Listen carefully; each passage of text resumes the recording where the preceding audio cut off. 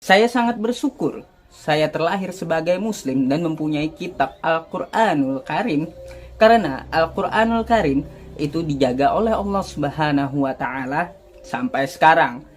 Teks Bible mereka itu sudah hilang, tidak ada, sedangkan manuskrip Al-Quran kita masih lengkap. Jelas Al-Quran juga mengalami hal yang sama. Kalau begitu Al-Quran juga direvisi dong. Karena Al-Quran mengalami beberapa revisi di dalam terjemahannya. Contohnya saja kalau kita membaca surah An-Nisa ayat 34. Jangan salah, kitab yang ada, Al-Quran yang ada di depan kita, itu diproduksi tahun 1924 di Kairo. Dalam berbagai kesempatan, saya selalu mendengar klaim-klaim yang ingin menjadikan Islam itu sebagai sesuatu yang spesial, sebagai sesuatu yang unik, yang tidak seperti agama-agama lain. Semua agama itu lahir secara gradual. Hindu, Buddha, dan semua agama lahir secara gradual, demikian juga agama Islam. Jadi dengan demikian, Islam itu bukanlah suatu pengecualian. Islam itu sama dengan agama-agama lain yang lahir, tumbuh, berkembang, dan kemudian mengalami fiksasi, mengalami ortodoksi, dan membutuhkan waktu yang cukup panjang. Halo sobat-sobat semuanya, jumpa lagi di channel Warta Kabar Baik. Selamat pagi buat yang menyimak video ini di pagi hari. Selamat siang, sore, dan malam buat yang menyimak di siang, sore, atau malam hari. Sobat-sobat, video-video di channel Warta Kabar Baik ini hanya dikhususkan bagi jiwa-jiwa atau orang-orang yang berpikiran terbuka ya. Bagi yang tidak berpikiran terbuka, skip aja deh. Oke, terima kasih semuanya. Jangan lupa subscribe, like, komen, dan share ya. Rahayu Sakung Dumadi, semoga segala makhluk berbahagia. Oke sahabat-sahabat, langsung aja ya. Pada video kali ini, kita akan membahas tentang hoax, alias pembodohan dan penipuan publik yang sering dilakukan oleh oknum-oknum yang mengaku ustadz ataupun ulama ya. Oknum ini ya, oknum tapi banyak ya. Yaitu hoax yang mengatakan bahwa sebenarnya agama Islam itu berbeda dengan agama-agama lain. Agama Islam ini spesial, yaitu bahwa ya ini katanya, kata mereka ya. Di dalam perkembangan agama-agama lain, ya, agama-agama lain tuh kitab-kitab sucinya selalu mengalami revisi, bahkan ada edit-editan ya. Sedangkan agama Islam, wow berbeda. Al-Quran itu tidak pernah mengalami editing, tidak pernah mengalami revisi. Nah, ini salah satu pembodohan dan hoax ya, atau kebohongan publik yang sering dipertahankan ya, disebarkan dan dipertahankan sejak dahulu kala. Nah, pada video kali ini kita akan mengungkap hoax ini. Oke teman-teman, sebagai bukti ya, kita akan sampaikan salah satu contoh ya, contoh hoax yang disebarkan oleh salah satu oknum ya, yang bernama Yusuf PI ya. Nggak tahu ini Ustadz abal-abal atau apa, saya nggak tahu ya. Tetapi Yusuf PI ini juga nampaknya sebagai korban ya. Jadi Yusuf PI ini juga korban dari hoax yang ratusan tahun disebarluaskan. Dan Yusuf PI ini menjadi salah satu korbannya. Oke, kita simak ya cuplikan video Yusuf PI. Berikut ini pernyataannya. Saya sangat bersyukur saya terlahir sebagai muslim dan mempunyai kitab Al-Quranul Karim, karena Al-Quranul Karim itu dijaga oleh Allah Subhanahu wa Ta'ala sampai sekarang. Teks Bible mereka itu sudah hilang, tidak ada, sedangkan manuskrip Al-Quran kita masih lengkap dari Al-Fatihah sampai An-Nas. Nah, saya mempunyai manuskrip dari data yang dari sejak zaman Utsman bin Affan. Kalau antum mau, silahkan hubungin saya. Saya akan berikan PDF-nya. Berbeda dengan mereka yang sudah tidak ada manuskripnya, tidak ada teks aslinya, tidak ada naskahnya. Paling naskah-naskah yang ditemukan seperti naskah Laut Mati, katanya gitu ya.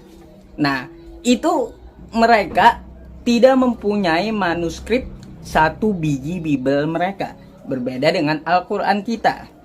Maka dari itu mereka dapat dengan gampang gitu untuk mengubah kitab mereka sendiri. Ya, itulah cuplikan videonya ya, sahabat-sahabat.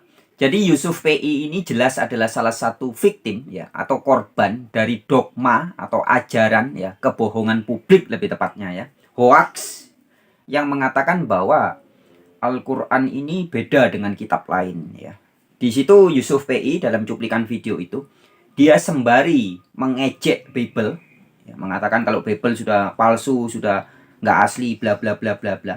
Tapi kemudian ya, dengan tidak tahu malu ya, Yusuf PI ini mengatakan kalau Al-Quran ini beda ya. Asli ya, dari zaman dulu asli, tidak pernah mengalami revisi maupun editing. Nah, sobat-sobat ya. Jadi argumen atau klaim-klaim seperti yang disampaikan Yusuf PI ketika menuduh Bible itu sudah nggak bisa dipercaya karena sudah manuskripnya sudah berubah-berubah, nggak asli, bla bla bla bla ya. Sebenarnya argumen semacam itu sudah sering dipatahkan oleh banyak orang ya. Saya pribadi juga pernah membuat video terdahulu ya, di mana dalam video itu saya mengungkapkan bahwa jika benar tuduhan-tuduhan orang seperti Yusuf PI ini yang mengatakan bahwa Taurat yang asli sudah nggak ada, Injil yang asli sudah nggak ada, maka sebenarnya tuduhan itu sadar tidak sadar ya, mereka sedang menyatakan bahwa Al-Quran nggak bisa dipercaya. Ya. Di video yang terdahulu sudah saya ungkapkan, jika benar Taurat dan Injil yang asli sudah nggak ada, maka Al-Quran nggak bisa dipercaya. Mengapa? Karena justru Al-Quran lah yang menjamin bahwa Taurat dan Injil pasti dijaga oleh Allah. Ya, Anda bisa lihat di dalam surat Al-Maidah ayat 46 yang tegas mengatakan bahwa Injil dan juga Taurat di dalamnya ada petunjuk dan cahaya. Ya, ada cahaya dan petunjuk dari Allah bagi orang-orang yang bertakwa. Dan di ayat 48-nya dikatakan bahwa Allah menjaganya. Jadi Taurat dan Injil yang di dalamnya ada cahaya dan petunjuk dari Allah itu dijaga oleh Allah. Itu kesaksian Al-Quran. Nah, jadi ketika ada orang seperti model-model Yusuf PI yang menuduh bahwa Taurat dan Injil yang asli sudah nggak ada, sebenarnya sadar tidak sadar, dia sedang melecehkan Al-Quran itu sendiri. Dia sedang mengatakan secara tidak langsung bahwa Al-Quran berbohong. Ya. Lalu, selain dari saya dan juga beberapa orang-orang yang lain, dan salah satunya ada orang yang ngaku Kristen, ya, juga sudah mematahkan argumen bodoh seperti itu ya. Oke, kita simak sama-sama teman-teman ya. Salah satunya adalah yang disampaikan oleh seseorang yang mengaku sebagai atau menyebut dirinya sebagai apologet Kristen. Ya. Berikut ini cuplikan videonya. Ini adalah dua Injil di dalam bahasa Arab. Nah, meskipun kedua Injil ini dituliskan di dalam bahasa yang sama, keduanya memiliki versi yang berbeda. Sehingga kalau kita lihat di dalam teksnya ada sedikit perbedaan. Contohnya dalam versi yang ini, dikatakan begini. Fil bad'i kanal kalimah wal kalimatu kana indallah wa kanal kalimatullah. Hadza kana fil bad'i indallah kullu syai'in bihi kana wa bighairihi lam yakun syai'un mimma kana. Kalau di versi ini dikatakan begini. Fil bad'i kanal kalimah wal kalimatu kana indallah wa kanal kalimatullah huwa fil bad'i kana indallah bihi kana kullu syai'un wa bighairihi ma kana syai'un mimma kana. Jadi kita bisa lihat ada beberapa perbedaan kata di dalamnya, sehingga membawa beberapa teman-teman muslim kita mengatakan bahwa Alkitab itu selalu direvisi, sehingga Alkitab itu palsu, tidak bisa dipercaya, dan tidak bisa diimani sebagai kitab suci. Nah, pada kesempatan kali ini kita akan menjawab hal tersebut.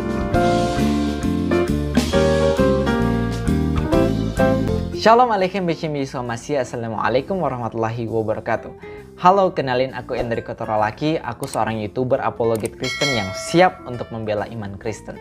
Nah, pada kesempatan kali ini kita akan membahas mengenai apakah Alkitab kita, Injil kita, sudah dipalsukan karena setiap saat, setiap detik katanya selalu saja direvisi. Nah, kalau permasalahan dari teman muslim kita adalah perevisian terjemahan bahasa Indonesia, bahasa Inggris, atau bahasa Arab yang tadi aku bacain, jelas Al-Quran juga mengalami hal yang sama. Kalau begitu, Al-Quran juga direvisi dong. Iya.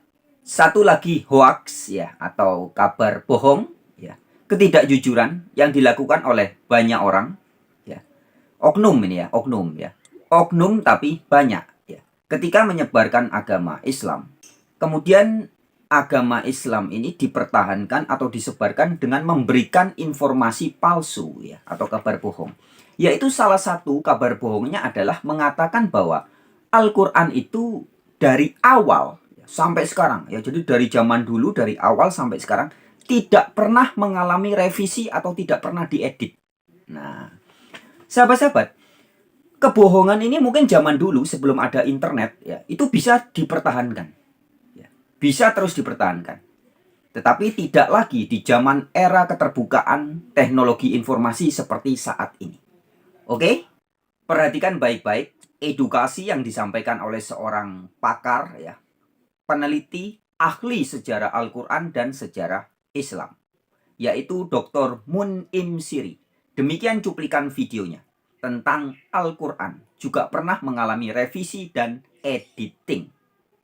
Jangan salah, kitab yang ada, Al-Quran yang ada di depan kita, itu diproduksi tahun 1924 di Kairo. Jadi Al-Quran standar yang kita miliki itu produk tahun 1924. Untuk mengedit Al-Quran, coba bayangkan, proses editing Al-Quran itu masih terjadi pada masa Abdul Malik bin Marwan. Ya, jelas adalah pembodohan dan hoaks ya, penipuan publik yang terus dilakukan oleh oknum-oknum ya, oknum tapi banyak ya, yang masih mengatakan bahwa Al-Quran tidak pernah mengalami revisi, tidak pernah diedit ya. Tetapi wasyukurillah, alhamdulillah ya, muncul orang-orang seperti Dr. Mun'im Siri ya, seorang intelektual Islam yang berani membongkar, menyampaikan fakta yang apa adanya, sehingga jujur mengatakan bahwa Al-Quran juga sama sebenarnya dengan kitab-kitab yang lain, juga pernah mengalami revisi, bahkan editing ya. Dan Al-Quran yang sekarang beredar, mungkin juga ada di tangan Anda, ya, itu sebenarnya hasil dari editing atau terbitan tahun 1924. Oke sahabat-sahabat, kita lanjut lagi ya. Cuplikan video dari Enrico Turalaki ya, yang mengaku sebagai apologet Kristen. Lanjut. Karena Al-Quran mengalami beberapa revisi di dalam terjemahannya. Contohnya saja kalau kita membaca surah An-Nisa ayat 34 di mana Allah Subhanahu wa taala bersabda ar-rijalu qawwamuna 'alan nisa. Di mana kalau kita melihat di dalam terjemahan tahun 1990, kata qawamun ini diartikan sebagai pemimpin. Kalau kita lihat pada edisi penyempurnaan 2002, kata qawamun jadi pelindung. Kalau kita lihat pada penyempurnaan 2019, kata qawamun jadi penanggung jawab. Artinya, di dalam terjemahannya sendiri selalu saja ada perbedaan dan selalu saja direvisi. Tetapi, apakah dengan penggantian arti kata qawamun itu digantikan? Tidak. Demikian juga dengan Alkitab, terjemahan kita selalu saja pasti akan kita revisi. Kenapa? Karena itulah tujuan dari terjemahan, supaya orang yang membaca teks aslinya bisa memahami lewat terjemahan. Dan kita tahu bersama bahwa bahasa itu adalah hal yang dinamis, artinya selalu berubah. Tahun 1990, tahun 2000, tahun 2022, bahasa Indonesianya tetap masih bahasa Indonesia, tapi gayanya pasti sudah berbeda dari masa ke masa. Oleh karena itu, kita butuh untuk merevisi terjemahannya. Tapi, apakah dengan merevisi terjemahan-terjemahan tersebut, kita memalsukan Alkitab kita? Jawabannya adalah tidak. Kita memiliki teks asli yang masih utuh, yang masih sama dari semulanya sampai sekarang. Dan jumlahnya adalah 5.366 manuskrip. Dibandingkan dengan Al-Quran, Al-Quran hanya memiliki sekitar 7 manuskrip saja. Kita memiliki 5.366 manuskrip, di mana beberapa manuskrip diantaranya hanya berjarak belasan tahun dari kematian Yesus. Kalau Al-Quran jelas berjarak sekitar beberapa puluh tahun, bahkan ratusan tahun dari kematian Nabi Muhammad. Karena kita tahu bersama bahwa Al-Quran teks-teks Al-Quran pernah dibakar oleh Utsman. Untuk apa? Untuk menyeragamkan semua Al-Quran. Jadi yang belum tahu, teks-teks atau manuskrip-manuskrip Al-Quran yang lain itu sempat dibakar oleh Utsman untuk penyeragaman, untuk supaya Al-Quran itu seragam. Dan jelas dalam kekristenan kita tidak melakukan hal demikian. Membakar kitab suci, membakar tulisan-tulisan suci itu adalah hal yang diharamkan di dalam Yahudi dan Kristen. Tapi meskipun kita memiliki 5.366 manuskrip dan jarak yang sangat-sangat dekat dengan peristiwa, bahkan akurasinya sangat-sangat tinggi, Alkitab kita masih saja dibilang palsu. Tapi it's okay, itu kembali kepada pemikiran kita sendiri. Apakah kita mau percaya dengan bukti yang empiris, bukti sejarah yang ada, atau kita mau percaya saja apa yang dikatakan kepada kita dan imani saja. Ya, itulah sobat-sobat penjelasan atau edukasi yang disampaikan oleh seorang yang mengaku sebagai apologet Kristen ya, yaitu Mas Enrico Turalaki ya. Cukup bagus ya edukasi yang disampaikan itu. Nah, sahabat-sahabat, kemudian saya ingin mengajak teman-teman juga, ini ya hal yang kedua ya. Yang kedua adalah klaim bahwa agama Islam itu berbeda dengan agama lain dalam arti eksklusif ya, tidak mengalami gradasi, tidak mengalami perubahan-perubahan. Dari zaman dulu sampai sekarang tetap sama. Nah, argumen yang seperti itu juga dipatahkan ya oleh edukasi yang disampaikan oleh Dr. Mun'im Siri. Nah, oke, langsung aja kita akan simak ya edukasi yang disampaikan oleh Dr. Mun'im Siri. Demikian cuplikan videonya. Dalam berbagai kesempatan, saya selalu mendengar klaim-klaim yang ingin menjadikan Islam itu sebagai sesuatu yang spesial, sebagai sesuatu yang unik, yang tidak seperti agama-agama lain. Ya. Nah, buku ini ingin meletakkan Islam seperti halnya agama-agama lain. Itu sebenarnya intinya. Jadi kalau Anda paham ini, semua gagasan yang akan kita diskusikan itu akan mudah dipaham. Bahwa buku ini mencoba untuk melihat Islam seperti halnya agama-agama lain. Semua agama itu lahir secara gradual. Hindu, Buddha, dan semua agama lahir secara gradual, demikian juga agama Islam. Jadi dengan demikian, Islam itu bukanlah suatu pengecualian. Islam itu sama dengan agama-agama lain yang lahir, tumbuh, berkembang, dan kemudian mengalami fiksasi, mengalami ortodoksi, dan membutuhkan waktu yang cukup panjang. Setelah tokoh utamanya wafat. Ini memang agak kontroversial, mungkin bukan agak, untuk mengatakan bahwa tidak ada Islam sejak zaman Nabi. Karena kalau Anda misalnya menggunakan Al-Quran sebagai sumber yang paling awal yang lahir sezaman dengan lahirnya Islam. Kalau Anda menggunakan Al-Quran, Anda tidak akan yakin bahwa kata Islam dalam Al-Quran itu digunakan sebagai nama agama yang dibawa oleh Nabi Muhammad. Jadi ada 3 kata Islam dalam Al-Quran yang dikaitkan dengan kata din. Ya, yang pertama adalah innad dina indallahil Islam itu. Yang kedua adalah waman yabtaghi ghairal islami dinan, lagi-lagi dengan din. Yang ketiga adalah al-yauma akmaltu lakum dinakum wa raditu lakumul islam dinan. Ya. Dari ketiga ayat di mana kata Islam dikaitkan dengan din yang seringkali kita terjemahkan sebagai agama, itu tidak satu pun yang mengaitkan kata Islam sebagai agama yang dibawa oleh Nabi Muhammad. Ya, tidak satu pun yang mengaitkan Islam sebagai agama, nama agama yang dibawa oleh Nabi Muhammad. Oke sahabat-sahabat, kiranya cukup sekian dulu ya. Semoga bisa ditangkap dengan jelas video pada kesempatan ini ya. Sampai jumpa di video-video yang lain. Salam sejahtera, Rahayu Sakung Dumadi. Semoga segala makhluk berbahagia. Semangat!